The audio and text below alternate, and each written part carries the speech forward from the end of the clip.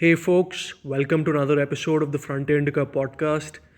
So, today I'm going to talk about an issue which confounds, confuses, and really angers a lot of people in the right wing. That issue, of course, is why our elites, the elites of our country, of our society, are so out of touch, so disloyal, and so seemingly hell bent on erasing their own civilization and their own society.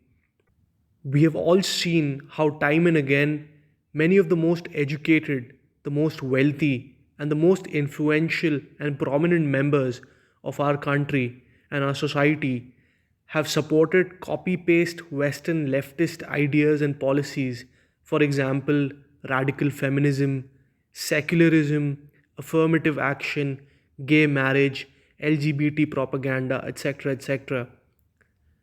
Often enough, they openly talk about supporting Islamists, Dalit radicals, communist ideologues, and other such elements out to destroy the very foundations on which this country is based. And especially, a target for them always includes Hindus or the Hindu faith itself. So, what really has gotten into our elites?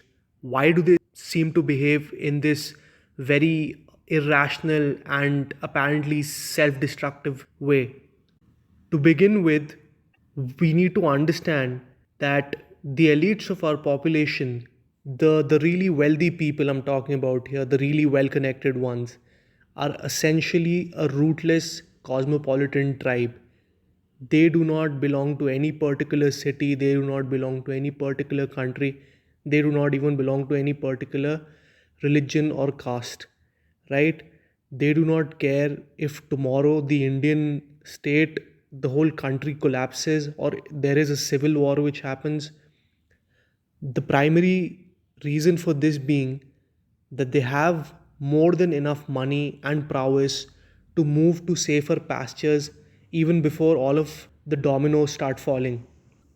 I'll tell you right now that in today's world, there are numerous countries which openly give away permanent residency and even a pathway to citizenship on the basis of money, generally in the form of some kind of an investment in an approved instrument or in an approved fund or real estate or something like that, right?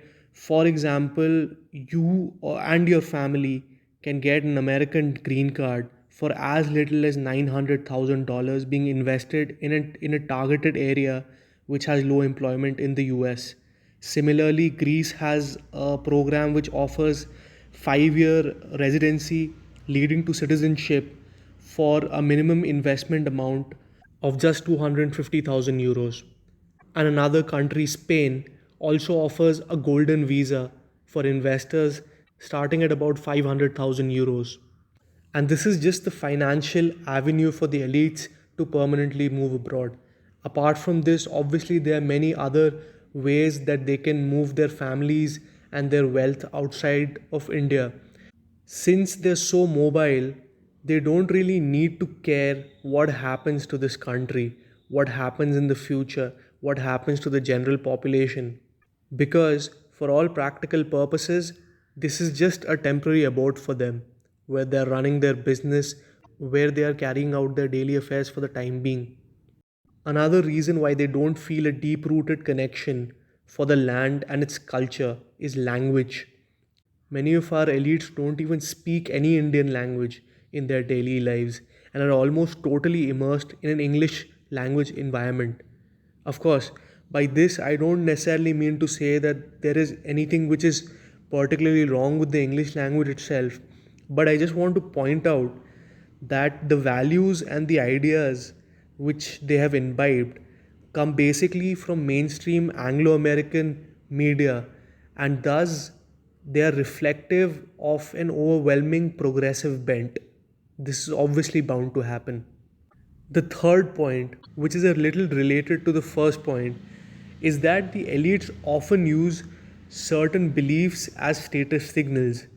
The idea is that they want to signal that they are so far up the hierarchy that even advocating for certain policies which are destructive or costly for the general population won't do them any harm. The best example of this is caste based reservation. Elites are either cognitively so far ahead that they will still manage to get seats and vacancies in government jobs and colleges even with increased caste quotas, or they are so wealthy that losing out on such opportunities does not really mean much for them in terms of career prospects or status in society. Last but not the least is the loss of any real religious faith among our elites. This point is obviously linked to the fact that they have embraced rootless cosmopolitanism, but is a deeper, more problematic issue in the sense that they have lost the very moral basis of their actions. If the whole point of life is only money making and the law of karma doesn't apply, why wouldn't they sacrifice their own people at the altar of big capital? In essence, they've become empty, directionless souls, and expecting any kind of loyalty from them would essentially be a fool's errand.